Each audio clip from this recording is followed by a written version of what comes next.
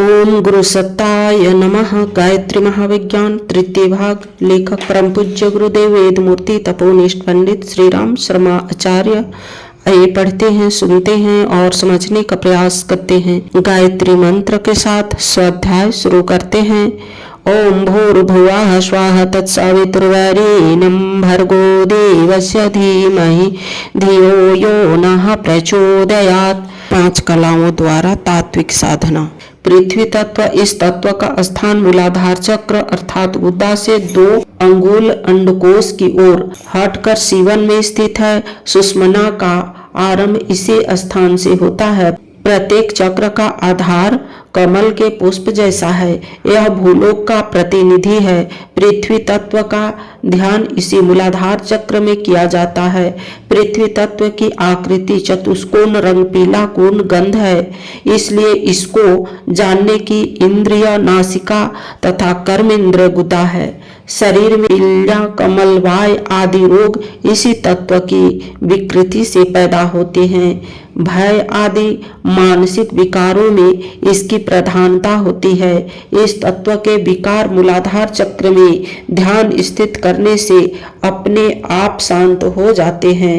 साधन विधि। सवेरे जब एक पहर अंधेरा रहे तब किसी शांत स्थान और पवित्र आसन पर दोनों पैरों को पीछे की ओर मोड़कर उन पर बैठे। दोनों हाथ उल्टे करके घुटनों पर इस प्रकार रखो जिससे उंगलियों के छोर पेट की ओर रहे। फिर नासिका के अग्रभाग पर दृष्टि रखते हुए मूलाधार चक्र में लंब बीज वाली चौकोर पीले रंग की पृथ्वी पर ध्यान करें। इस प्रकार करने से नासिका सुगंधि से भर जाती है और शरीर उज्जवल कांति वाला हो जाता है।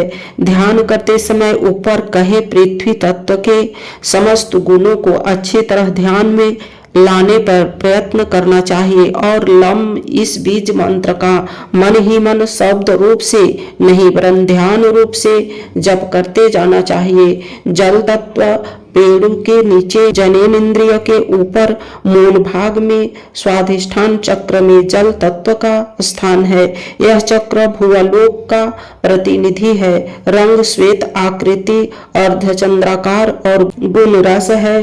कटु, अमल, तिक्त, मधुर आदि सब रसों का स्वाद इसी तत्व के कारण आता है। इसकी ज्ञान इंद्रिय जिह्वा और कर्मेंद्रिय लिंग है। मोहादि विकार इसी तत्व की विकृति से होते हैं। साधन विधि। पृथ्वी तत्व का ध्यान करने के लिए बताई हुई विधि से आसन पर बैठकर बीज वाले अर्धचंद्राकार चंद्रमा की तरह कांति वाले जल तत्व का स्वाधिष्ठान चक्र में ध्यान करना चाहिए। इनसे भूख प्यास मिटती है और सहन शक्ति उत्पन्न होती है। अग्नि तत्व। नाभि स्थान में स्थित मणिपुर चक्र में अग्नि तत्व का निवास है। यह स्वलोक का प्रतिनिधि है। इस तत्व की आकृति त्रिकोण लाल गुण रूप है। ज्ञान इंद्रिय नेत्र और कर्म इंद्रिय पांव है। क्रोधादि मानसिक विकार तथा सूजन आदि शारीरिक विकार इस तत्व की गड़बड़ी से होते हैं। इसके सिद्ध हो जाने पर मंदाग्नि, अजीर्ण आदि पेट के विकार दूर हो जाते हैं और कुंडलिनी शक्ति के जागरण होने में सहायता मिलती है। साधन विधि।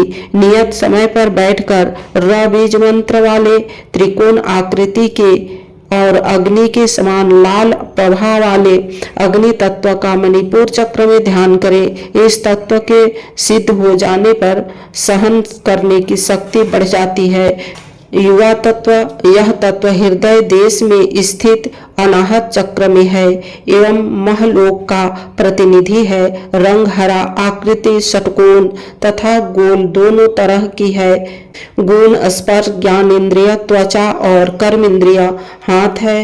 वात, व्याधि, दमा आदि रोग इसी की विकृति से होते हैं। साधन विधि। नियत विधि से स्थित होकर यह बीज वाले गोलाकार हरी आभा वाले वायु तत्व का अनाहत चक्र में ध्यान करें। इससे शरीर और मन में हल्कापन आता है। आकाश तत्व शरीर में इसका निवास विशुद्ध चक्र में है। यह चक्र कंठ स्थान जनलोक का प्रतिनिधि है। इसका रंग नीला, आकृति अंडे की तरह लंबी गोल गुण शब्द ज्ञानेन्द्रिय कान तथा कर्मेंद्रिय वाणी है। साधन विधि पूर्वोक्त आसन पर ह बीज मंत्र का जाप करते हुए चित्र विचित्र रंग वाले आकाश तत्व का विशुद्ध चक्र में ध्यान करना चाहिए। इससे तीनों लोकों का ज्ञान, ऐश्वर्य तथा अनेक सिद्धियां प्राप्त होती है। नित्य प्रति 5 तत्वों 6 मास तक अभ्यास करते रहने से तत्व सिद्धि हो जाते हैं। फिर तत्व को पहचानना और उसे घटाना बढ़ाना सरल हो जाता है। तत्व की सामर्थ्य तथा कलाएं बढ़ाने से साधक कलाधारी बन जाता है। उसकी कलाएं अपना चमत्कार प्रकट करती रहती है। तुरीयावस्था मन को पूर्णतया संकल्प रहित कर देने से रिक्त मानस की निर्विषय स्थित होती है। उसे तुरीयावस्था कहते हैं। जब मन में किसी भी प्रकार का एक भी संकल्प न रहे, ध्यान भाव विचार संकल्प इच्छा कामना को पूर्णतया बहिष्कार कर दिया जाए और भाव रहित होकर केवल आत्मा के एक केंद्र से अपने अंतःकरण को पूर्णतया समाविष्ट कर दिया जाए तो साधक तुरीयावस्था में पहुंच जाता है। इस स्थिति में इतना आनंद आता है कि उस आनंद के अतिरेक में अपनेपन की सारी शुद्धि बुद्धि छूट जाती है और पूर्ण मनोयोग होने से बिखरा हुआ आनंद एकीभूत होकर साधक को आनंद से परितृप्त कर देता है। इसी स्थिति को समाधि कहते हैं। समाधि काल में अपना संकल्प ही एक सजीव एवं अंत शक्तिशाली देव बन जाता है और उसकी झांकी दृश्य जगत से भी अधिक स्पष्ट होती है। नेत्रों के दोष और चंचलता से कोई वस्तुएं हमें धुंधली दिखाई पड़ती है और उनकी बारीकियां नहीं सूझ पड़ती, परंतु समाधि अवस्था में परिपूर्ण दिव्य इंद्रियों और चित्त वृत्तियों का एकीकरण जिस संकल्प पर होता है, वह संकल्प सब प्रकार मूर्तिमान एवं सक्रिय परिलक्षित होता है।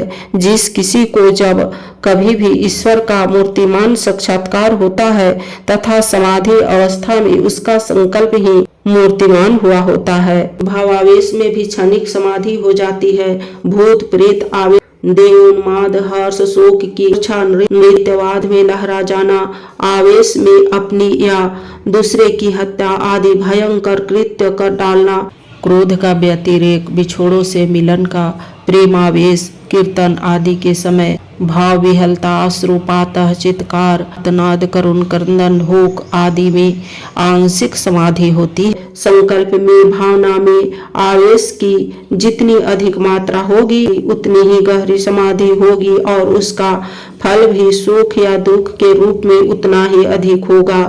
भय का अतिरेक या आवेश होने पर डर के मारे भावना मात्र से लोगों की मृत्यु तक होती देखी गई है। कई व्यक्ति फांसी पर चढ़ने से पूर्व की डर के मारे प्राण त्याग देते हैं।